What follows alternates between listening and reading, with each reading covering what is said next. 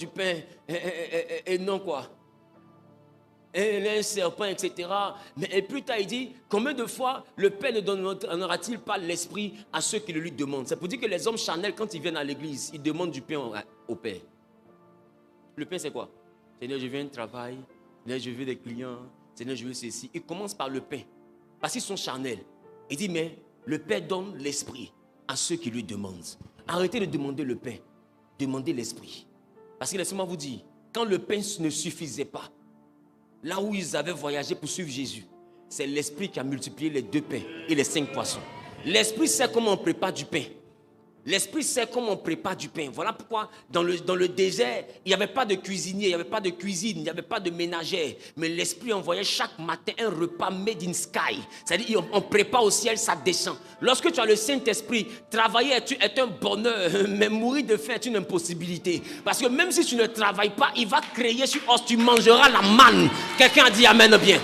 Quelqu'un a dit amen bien. Je vais te dire quelque chose. Ne te préoccupe pas du pain. Cherche l'esprit.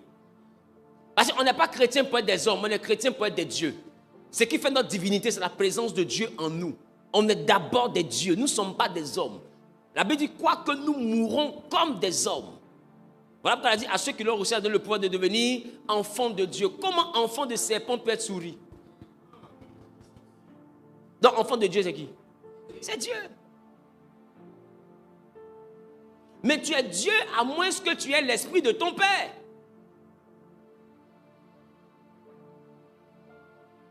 Est-ce que je parle à quelqu'un? Est-ce que je parle à quelqu'un? Oh, donne-moi un amen qui s'écoute. Dis avec moi, le culte est un marché sacré. Le culte est un marché sacré. Donc dis à ton voisin, je suis venu au marché. Dis voisin, toi tu es venu vendre quoi?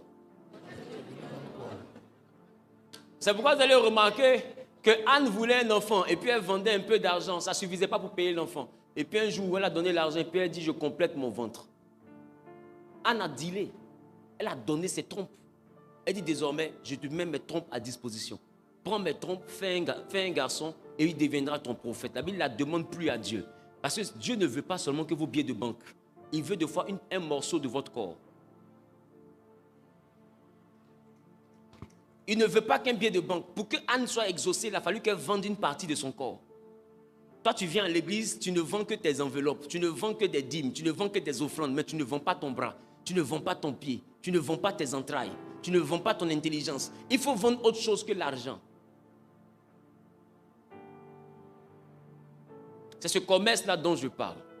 Elle est venue, elle a donné 2 fois plus d'argent que Pénina, mais elle ne faisait pas enfant. Tu as donné dîmes, tu as donné offrandes, même prémices, tout, tu n'as pas eu de gloire. Parce que ce que tu veux, écoutez, le problème c'est que vous voulez acheter quelque chose qui ne vous appartient pas et c'est vous-même qui fixez le prix.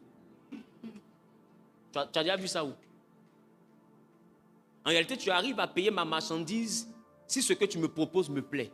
Voilà pourquoi quand Anne a donné 2 fois plus d'argent que les autres, ça ne plaisait pas au vendeur. Donc il ne lui vendait pas la marchandise qui était Samuel.